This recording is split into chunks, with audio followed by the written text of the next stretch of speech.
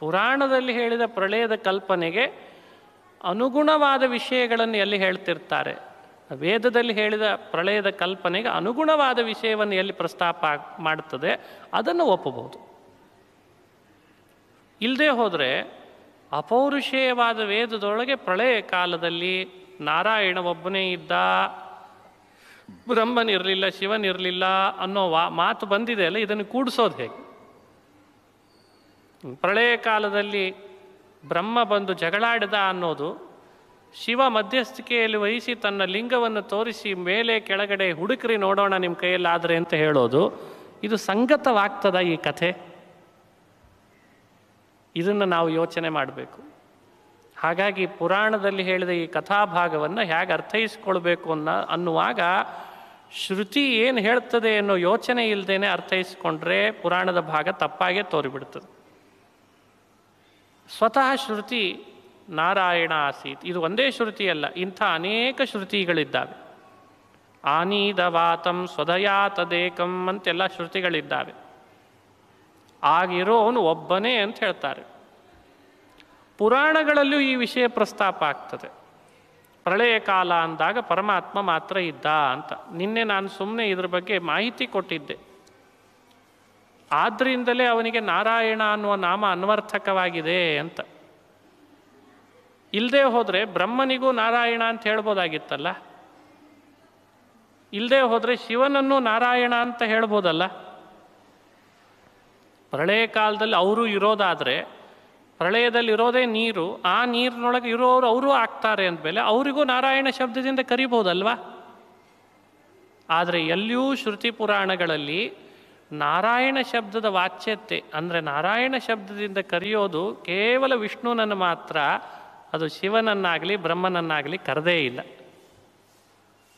ನೋಡಿ, ನಾವು ಆಲೋಚನೆಗೆ ಇಳಿದಾಗ ಬರುವಂಥ ಮಾಹಿತಿ, ಯಾವ ಬ್ರಹ್ಮಾಂಡ ಪುರಾಣ ಇದೇ ಪ್ರಾರಂಭದ ಕೆಲವು ಅಧ್ಯಾಯಗಳಲ್ಲಿ ನಾರಾಯಣ ಅನ್ನೋ ಶಬ್ದದ ನಿರ್ವಚನವನ್ನು ತೋರಿಸಿ ವಿಷ್ಣುವಿನಲ್ಲಿ ಸಮನ್ವಯ ಮಾಡೋ ಪ್ರಯತ್ನ ಪಡ್ತದೆ, ತಿಳಿಸಿಕೊಡ್ತದೆ. ಆಗ ಪ್ರಳಯ ಕಾಲದ ವಿವರಣೆ ಕೊಡ್ತದೆ. ಸೃಷ್ಟಿಯ ಪೂರ್ವದ ಆ ಪ್ರಳಯ ಕಾಲವನ್ನು ಬಹಳ ವಿಶೇಷವಾಗಿ ಏಕಾರಣವ ಇತ್ತು, ನೀರು ಮಾತ್ರ ಇತ್ತು, ಇನ್ಯಾರೂ ಇರಲಿಲ್ಲ. ಆಗ ಅಂಡದ ಉತ್ಪತ್ತಿ ಆಯಿತು, ಆ ಅಂಡದ ಉತ್ಪತ್ತಿಯನ್ನು ಮಾಡಿದವನು ಭಗವಂತನ ವಿಷ್ಣು ಅಂತ ಹೇಳ್ತದೋ, ಪ್ರಳಯ ಕಾಲದ ಪರಿಚಯನೂ ಬ್ರಹ್ಮಾಂಡ ಪುರಾಣ ಮಾಡಿಸ್ತದೆ. ಸೃಷ್ಟಿ ಮಾಡಿದವನು ಇವನೇ ಅಂತನ್ನೋ ಪರಿಚಯನೂ ಮಾಡಿಸ್ತದೆ. ಅದೇ ಪುರಾಣ ಮುಂದುವರೆದ ಕೆಲವು ಅಧ್ಯಾಯಗಳಲ್ಲಿ ಮಾತ್ರ ಇದ್ದಕ್ಕಿದ್ದ ಹಾಗೆ ವಿಷ್ಣುವಿನ ಬಾಯಲ್ಲಿ ಅದು ಪುರಾಣ ಹೇಳುವಾಗ ಏನು ಹೇಳಿಬಿಡ್ತದೆ, ಪ್ರಳಯ ಕಾಲದಲ್ಲಿ ಚತುರ್ಮುಖ ಅದು ಬಂದು ವಿಷ್ಣುವಿನೊಟ್ಟಿಗೆ ಕಲಹ ಮಾಡಿದ, ಕಲಹ ಪರಿಹಾರ ಮಾಡುವಂತೆ ಮಧ್ಯದಲ್ಲಿ ಜ್ವಾಲಾಮಾಲನಾಗಿ ಲಿಂಗರೂಪದಲ್ಲಿ ಶಿವ ಬಂದ ಅಂತ ಕಥೆ ಹೇಳಿಬಿಡ್ತದೆ. ಇದನ್ನು ಹೇಗೆ ತೀರ್ಮಾನ ಮಾಡಬೇಕು ಹೇಳ್ರಿ? ಪುರಾಣಗಳ ವಿರೋಧವನ್ನು ನಮಗೆ ಪರಿಹರಿಸಬೇಕಾದ ಜವಾಬ್ದಾರಿ ಬರ್ತದೆ. ಆವಾಗ ವೇದದ ವಿರೋಧವನ್ನು ಪರಿಹರಿಸಬೇಕಾದ ಜವಾಬ್ದಾರಿ ಬರ್ತದೆ. ನಾವು ಪುರಾಣಗಳನ್ನು ವೇದಗಳನ್ನು ಪ್ರಮಾಣ ಅಂತ ಒಪ್ಪಿ ವಿಮರ್ಶೆಯಲ್ಲಿ ಇಳಿದಾಗ ವಿರೋಧ ಬಾರದಂತೆ ಅರ್ಥೈಸ್ಕೊಳ್ಬೇಕಾದ್ರೆ ಯಾವುದಾದ್ರೂ ಒಂದು ಅಂಶವನ್ನು ನಾವು ಕೈ ಬಿಡಲೇಬೇಕಾದ ಅನಿವಾರ್ಯತೆ ಇರ್ತದೆ.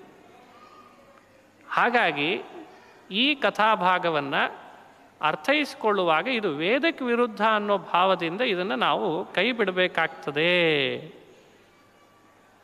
ಇದರ ಮೇಲೆ ಕೆಲವರು ಪ್ರಶ್ನೆ ಕೇಳಬಹುದು. ಮತ್ತೆ ವೇದವ್ಯಾಸರೇ ಸರ್ವಜ್ಞರು ಅಂತ ಹೇಳಿ ಅವರಿಂದ ಬಂದ ಪುರಾಣಗಳು ಎಲ್ಲವೂ ಪ್ರಮಾಣ ಅಂತ ಹೇಳುವ ನಿಮಗೆ ಇದ್ದಕ್ಕಿದ್ದಂತೆ ವೇದಕ್ಕೆ ವಿರೋಧ ಬಂದ ಅಂಶವನ್ನು ಕೈ ಬಿಡಬೇಕು ಅಂತ ಹೇಳಿಬಿಟ್ರೆ ಸರ್ವಜ್ಞರಾದ ವೇದವ್ಯಾಸರು ಬರೆದ ಪುರಾಣ ಅಲ್ವೇನು? ಹಾಗಾದರೆ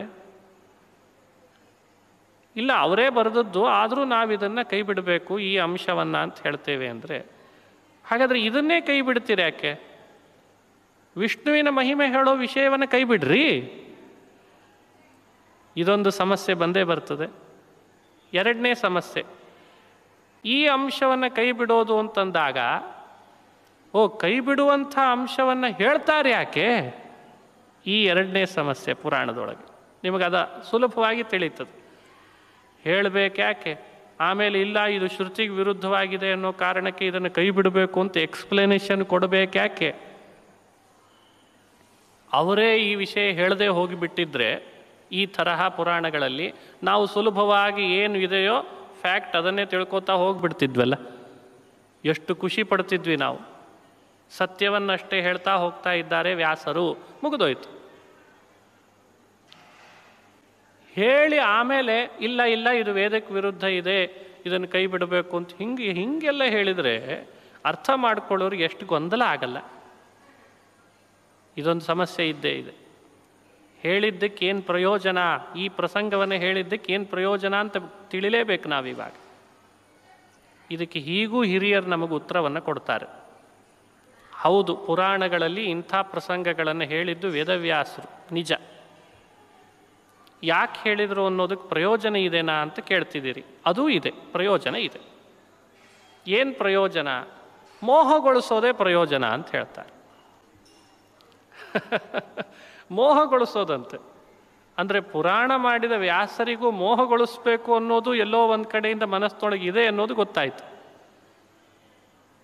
ನಾವಿಷ್ಟು ದಿವಸ ಪುರಾಣ ಕೇಳಿದ್ದು ಯಾವ ಅರ್ಥದಲ್ಲಿ? ನಮ್ಮೆಲ್ಲರ ಒಳಗಿರೋ ಮೋಹ ಕಳಿಲಿಕ್ಕೋಸ್ಕರ ಪುರಾಣ ಅಂತ ನಾವು ಕೇಳಿದ್ವಿ. ನೋಡ್ರಿ, ಬರ್ತಾ ಬರ್ತಾ ಈಗೇನು ಹೇಳ್ದಂಗಾಯ್ತು, ಮೋಹಗೊಳಿಸ್ಲಿಕ್ಕೂ ಪುರಾಣ ಬರೆದಿದ್ದಾರೆ ವ್ಯಾಸರು ಅಂತ ಹೇಳ್ದಂಗಾಯ್ತು. ಹಾಗಾದರೆ ಅಂತೂ ಪ್ರಯೋಜನ ಇದೆ. ಏನು? ಮೋಹಗೊಳಿಸೋದು. ಮೋಹಗೊಳಿಸೋದು ಅನ್ನೋ ಪ್ರಯೋಜನ ವ್ಯಾಸರು ಇಟ್ಟುಕೊಂಡು ಆ ಅಭಿಪ್ರಾಯದಿಂದ ಇದನ್ನು ಇಂಥ ಪ್ರಸಂಗಗಳನ್ನು ಹೇಳ್ತಾರೆ. ಇದು ಸರಿಯಾದ ಉತ್ತರನ ಅಂತ ಅನ್ನಿಸ್ತದೆ ಕೆಲವರಿಗೆ. ಅಲ್ರಿ, ಅಜ್ಞಾನವನ್ನು ಕಳೀಲಿಕ್ಕೆ ಪುರಾಣಗಳು ಬರೆದಿದ್ರು ಮತ್ತು ಅಜ್ಞಾನ ಪಡಿಲಿಕ್ಕೆ ಅಂತ ಪುರಾಣ ಬರೆದ ಹಾಗಾಯ್ತಲ್ಲ ಅಂತ ಕೇಳ್ಬೋದು. ಇದಕ್ಕೇನು ಉತ್ತರ ಅಂದರೆ, ಇದಕ್ಕೆ ಆಧಿಕಾರಿಕ ವ್ಯವಸ್ಥೆ ಅಂತ ಅರ್ಥ. ಅಂದರೆ ಕೆಲವು ಅಧಿಕಾರಿಗಳಿಗೆ ಮೋಹ ಕೊಡಬೇಕು, ಕೆಲವು ಅಧಿಕಾರಿಗಳಿಗೆ ಮೋಹ ಕಳಿಬೇಕು. ಎರಡೂ ಜವಾಬ್ದಾರಿಯನ್ನು ಹೊತ್ತು ಪುರಾಣಗಳ ಮಾಧ್ಯಮವನ್ನು ಜಗತ್ತಿಗೆ ಕೊಟ್ಟವರು ಅಂದರೆ ವೇದವ್ಯಾಸರಷ್ಟೇ. ಉಳಿದ ಚಾನಲ್ಗಳಲ್ಲಿ ಈ ಥರದ್ದೊಂದು ವ್ಯವಸ್ಥೆ ಇರಲ್ಲ, ಅವರಿಗೆ ಅದನ್ನು ನಿಯಂತ್ರಣ ಮಾಡಲಿಕ್ಕೂ ಬರಲ್ಲ. ಆದರೆ ಪರಮಾತ್ಮನ ಪುರಾಣದ ಚಾನಲ್ನಲ್ಲಿ ಮಾತ್ರ ಈ ವ್ಯವಸ್ಥೆ ಚೆನ್ನಾಗಿದೆ. ಏನು ಅಂದರೆ, ಕೆಲವು ಅಧಿಕಾರಿಗಳಿದ್ದಾರಂತೆ ಭೂಮಿಯ ಮೇಲೆ, ಅವರಿಗೆ ತಿಳುವಳಿಕೆ ಬಾರದಂತೆ ಹೇಳಬೇಕು ಅಂತೇಳಿ ಹೀಗೆ ಮಾತಾಡ್ತಾರಂತೆ. ಏನು ಮಾಡ್ತೀರಿ? ಕೆಲವು ಅಧಿಕಾರಿಗಳಿದ್ದಾರೆ, ಅವರಿಗೆ ತಿಳುವಳಿಕೆ ಮಾತ್ರ ಬರಬೇಕು ಅಂತ. ಅಂದರೆ ಕೆಲವರಿಗೆ ಸರಿಯಾದ ತಿಳುವಳಿಕೆ, ಕೆಲವರಿಗೆ ತಿಳುವಳಿಕೆ ಬರಬಾರ್ದು. ಈ ಉದ್ದೇಶದಿಂದಲೇ ಪುರಾಣದ ರಚನೆ ಆಗ್ತದಂತ. ಈಗ ಹೇಳಿ, ಮೋಹಗೊಳಿಸ್ಬೇಕು ಅನ್ನೋ ಕಾರಣಕ್ಕಾಗಿ ಕೆಲವು ಇಂಥ ಕಥೆಗಳನ್ನು ಹೇಳ್ತಾರೆ ವ್ಯಾಸರು ಅಂತಂದರೆ ವೇದವ್ಯಾಸರಿಗೆ ಇದು ದೋಷವಾಗ್ತದ, ಗುಣವಾಗ್ತದ? ಇದು ಒಂದಾದ್ಮೇಲೆ ಒಂದು ನಾವು ಪ್ರಶ್ನೆ ಹಾಕ್ಕೊಂಡು ಉತ್ತರ ಕೊಟ್ಕೊಳ್ತಾ ಬರಬೇಕಾದದ್ದು. ಆ ಅಧಿಕಾರಿಗಳಿಗೆ ಮೋಹಗೊಳಿಸ್ಬೇಕು ಅನ್ನೋದೇ ಯಾಕೆ ವ್ಯಾಸರ ಉದ್ದೇಶ ಅಂತ ಅದರ ಮೇಲೆ ಪ್ರಶ್ನೆ ಕೇಳ್ತಾರೆ ಕೆಲವರು. ಅದಕ್ಕೂ ಉತ್ತರ ಇದೆ. ಲೋಕದೊಳಗೆ ಜೀವರು ಮೂರು ರೀತಿ ಇದ್ದಾರೆ. ಕೆಲವರು ಮೋಕ್ಷಕ್ಕೆ ಹೋಗುವವರು, ಅಂದರೆ ಮುಕ್ತಿಗೆ ಯೋಗ್ಯರು. ಕೆಲವರು ತಮಸ್ಸಿಗೆ ಹೋಗೋರು, ಎ ಮುಕ್ತಿ ಯೋಗ್ಯರು, ಬಿ ತಮೋ ಯೋಗ್ಯರು, ಸಿ ತಮಸ್ಸೂ ಅಲ್ಲ ಮುಕ್ತಿನೂ ಅಲ್ಲ, ಯಾವಾಗಲೂ ಸಂಸಾರದಲ್ಲೇ ಇರೋರು. ಈ ಪಾಯಿಂಟ್ ಸುಲಭವಾಗಿ ಅರ್ಥ ಆಗಿರಬೇಕು. ಇದು ಸಿ. ಈ ಸಿ ಲೆವೆಲಲ್ಲಿ ಏನಿರ್ತಾರೆ ಅವರಿಗೆ ಒಂದೆಡೆಯಿಂದ ಜ್ಞಾನ, ಒಂದೆಡೆಯಿಂದ ಅಜ್ಞಾನ, ಎರಡನ್ನೂ ಕೂಡ ಕೊಡಿಸ್ಬೇಕಾಗ್ತದಂತೆ. ಯಾಕಂದ್ರೆ ಅವ್ರಿಗೆ ಈ ಕಡೆ ಮುಕ್ತಿಗೂ ಹೋಗೋ ಹಾಗಿಲ್ಲ, ಈ ಕಡೆ ಅವರು ತಮಸ್ಸಿಗೂ ಕಳಿಸೋ ಹಾಗಿಲ್ಲ. ಅವ್ರ ಸ್ವರೂಪನೇ ಆಗಿದೆ. ಇದನ್ನು ನಾವು ನೀವು ನಿಭಾಯಿಸ್ಲಿಕ್ಕಾಗ್ತದ? ಒಂದೆಡೆ ಜ್ಞಾನ ಕೊಟ್ಟು ಇನ್ನೊಂದೆಡೆಯಿಂದ ಅಜ್ಞಾನನೂ ಕೊಟ್ಟು ಅವರು ಮೇಲ್ಗಡೆನೂ ಹೋಗದಂತೆ ಕೆಳಗಡೆನೂ ಹೋಗದಂತೆ ಅವರನ್ನು ಇಲ್ಲೇ ನಿಯಂತ್ರಣ ಮಾಡಬೇಕಂತೆ. ಯಾರೋ ಕೇಳಿದ್ರು ಇದಕ್ಕೊಂದು ಉದಾಹರಣೆ ಕೊಡಿ ಅಂತ. ಭಗವಂತ ಹೇಗೆ ನಿಯಂತ್ರಿಸ್ತಾನೆ ಜಗತ್ತನ್ನು ಅನ್ಲಿಕ್ಕೆ, ಸರ್ಕಸ್ನಲ್ಲಿ ಹುಲಿನ ನಿಯಂತ್ರಣ ಮಾಡ್ದಂಗೆ ಮಾಡ್ತಿರ್ತಾನಂತ. ಸರ್ಕಸ್ನಲ್ಲಿ ಅದು ಹುಲಿ, ಎಲ್ರಿಗೂ ಗೊತ್ತಿದೆ ಅದು ಹುಲಿ. ಆದರೆ ಆ ಹುಲಿಯನ್ನು ನಿಯಂತ್ರಣ ಹೇಗೆ ಮಾಡ್ತಾನೆ? ಬಾಗಿಲು ತೆಗೆದು ಕೂಡಲೇ ಒಂದು ಕಡೆಯಲ್ಲಿ ಚಾವಟಿಯಿಂದ ಬಡಿದ್ರೆ ಆ ಹುಲಿ ಬಾಗಿಲು ತೆಗೆದು ಬೋನ್ನಿಂದ ಬರುವಾಗ ಎಲ್ಲಿ ಬಡಿದಿರ್ತಾನೋ ಅಲ್ಲೇ ಬಂದು ಕೂಡ್ತದೆ. ಮತ್ತೆ ಇನ್ನೊಂದು ಕಡೆಯಲ್ಲಿ ಬಡಿತಾನೆ, ಅದು ಹುಲಿ ಅಲ್ಲಿದೆ ಎದ್ದು ಬಂದು ಅಲ್ಲಿ ನಿಲ್ತದೆ. ಮತ್ತೆ ಮೇಲ್ಗಡೆ ಚಾವಟಿ ಹಾರಿಸಿದರೆ ಎರಡೂ ಕೈಗಳನ್ನು ಹಂಗೆ ಹಾರಿಸ್ತಾನೆ. ಎಲ್ಲ ನಿಯಂತ್ರಣ ಅವನೇ ಮಾಡ್ತಾನೆ. ನಾವು ನೀವುಗಳೆಲ್ಲ ಸರ್ಕಸ್ಸಿನ ಹುಲಿಗಳಿದ್ದಂಗೆ. ನಾವು ಬೇರೆ ಏನಲ್ಲ. ಅವ ಚಾವಟಿ ತನ್ನ ಇಚ್ಛಾ ಅನ್ನೋ ಚಾವಟಿಯನ್ನು ಎಲ್ಲಿ ಬಡಿತಾನೋ ಅಲ್ಲಿ ನಾವು ಕೂಡಬೇಕು. ಅವ ಎಲ್ಲಿ ಮೇಲ್ಗಡೆ ಹಾರಿಸ್ತಾನೋ ನಾವು ಹಾರಬೇಕು. ಹೀಗೆ ಹುಲಿ ಇರ್ತದೆ, ಸರ್ಕಸ್ನಲ್ಲಿ ಕರಡಿನೂ ಇರ್ತದೆ, ಸರ್ಕಸ್ನಲ್ಲಿ ಸಿಂಹವೂ ಇದೆ, ಸರ್ಕಸ್ನಲ್ಲಿ ಆನೆಯೂ ಇದೆ. ಅವುಗಳನ್ನೆಲ್ಲ ಆ ನಿಯಂತ್ರಣ ಮಾಡೋರು ಎಷ್ಟು ಬುದ್ಧಿವಂತಿಕೆಯಿಂದ ಪಳಗಿಸ್ತಾ ಇರ್ತಾನೆ. ಅವಕ್ಕೆ ಎಷ್ಟೋ ಕೊಡಬೇಕೋ ಅಷ್ಟೇ ಆಹಾರ ಕೊಡ್ತಾರೆ. ಅದಕ್ಕೆ ಹೆಚ್ಚಿನ ಆಹಾರ ಕೊಟ್ಟರೆ ಆಮೇಲೆ ಅದು ಅವನ ಮೇಲೆ ಹೇಗಿರ್ತದೆ.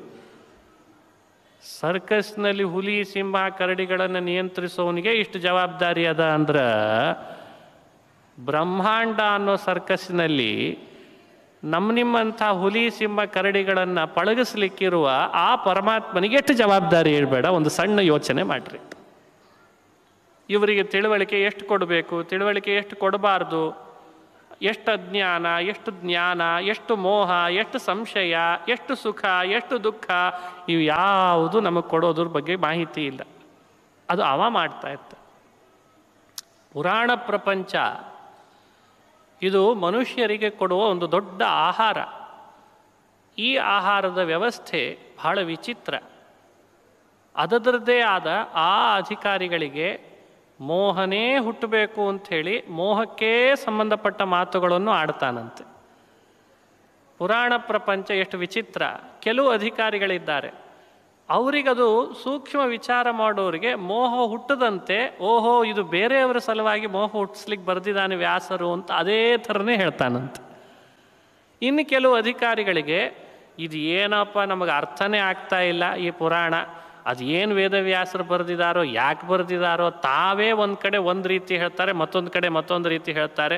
ಈ ಪುರಾಣನೇ ಬೇಡ ಅನ್ನೋಷ್ಟರ ಮಟ್ಟಿಗೆ ಅಶ್ರದ್ಧೆನೂ ಹುಟ್ಟಿಸಲಿಕ್ಕೆ ಬೇಕಾಗುವಂಥ ಮಾತುಗಳನ್ನು ಅವನೇ ಹೇಳ್ತಾನೆ. ಯಾಕೆ ಅಂದರೆ ಅವನಿಗೆ ಮೂರೂ ಥರದ ಜೀವರನ್ನು ನಿಯಂತ್ರಣ ಮಾಡುವ ಜವಾಬ್ದಾರಿ ಇರೋದರಿಂದ ಅವನು ಈ ಸ್ಟೈಲನ್ನು ಪುರಾಣದಲ್ಲಿ ಬಳಸಿರ್ತಾನೆ. ಹಾಗಾಗಿ ನಿನ್ನೆ ಹೇಳಿದ ಆ ಕಥೆಯನ್ನು ನಾವು ಹರಿಗಾಗಲಿ, ಹರನಿಗಾಗಲಿ, ಬ್ರಹ್ಮನಿಗಾಗಲಿ, ಇವನು ಲಿಂಗ ಅವ ಹುಡುಕ್ಲಿಕ್ಕೆ ಹೋದ ಅಂತಾಗಲಿ, ಅವ ಮೇಲೆ ಹೋದ ಇವ ಕೆಳಗೆ ಹೋದ ಅಂತಾಗಲಿ, ಅವ ಇವನಿಗೆ ವರ ಕೊಟ್ಟ ಅಂತಾಗಲಿ, ಈ ತರಹ ಕಥೆಗಳನ್ನು ಮೇಲ್ಮೇಲ್ನೋಟಕ್ಕೆ ನೋಡಿ ನಾವು ಒಂದು ರೀತಿ ಬೇರೆ ವಿಪರೀತ ಕಲ್ಪನೆಗೆ ಹೋಗುವ ಅವಶ್ಯಕತೆ ಇಲ್ಲ ಅಂತ ಅರ್ಥ.